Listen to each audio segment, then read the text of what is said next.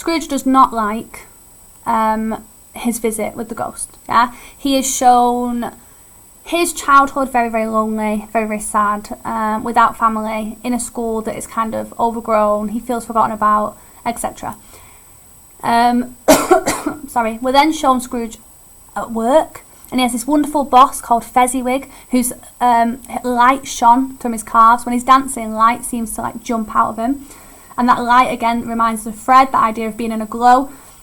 And it shows us that benevolence spreads. Yeah, it can spread to other people and bring them joy. And Scrooge watches this and then realises that he'd actually like to say a word to his clerk. He realises that actually he'd like to have said Merry Christmas to his employee, just like Fezziwig had said to him. We see that Scrooge is starting to understand what it means to be a good person, a good boss.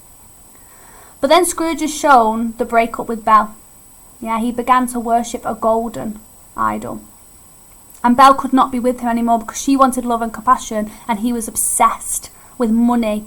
And obsessed with the safety that money brought him. He believed he could not be happy if he was poor, because being poor is a very, very scary thing. But then the ghost shows him that Belle went on and got married. She got married to a man and they had children and they seemed very happy together. And at that point, Scrooge says he can see no more. He says, "Show me no more." And when he says, "Show me no more," he is crying, and he then tries to hide the light of the ghost. The fact that he tries to hide the light means that Scrooge tries to overpower the supernatural. He tries to resist the lesson or the message.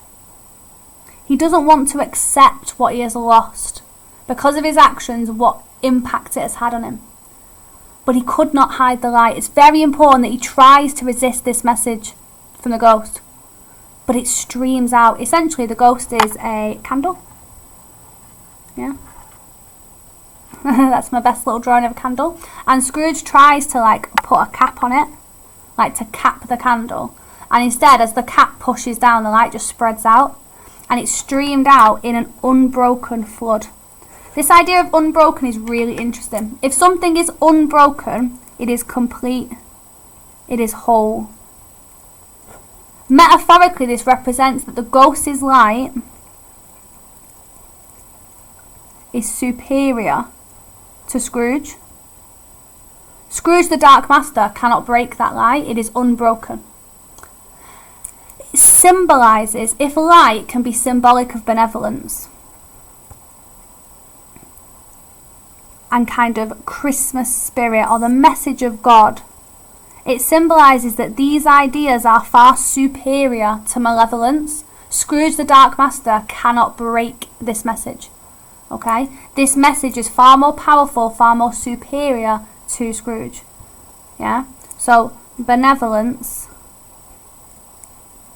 is far superior to malevolence. What that tells us is, if we choose to be benevolent, we can have a greater impact, because benevolence is more powerful than malevolence. It's what Dickens wants to teach us. Good is far more powerful than evil. Yeah? Kindness and love is far more powerful than callousness and cruelty. And that is why the light cannot be hidden. Scrooge cannot resist this message. He must be shown it. And that's why it takes such a powerful force of the supernatural to show him this message.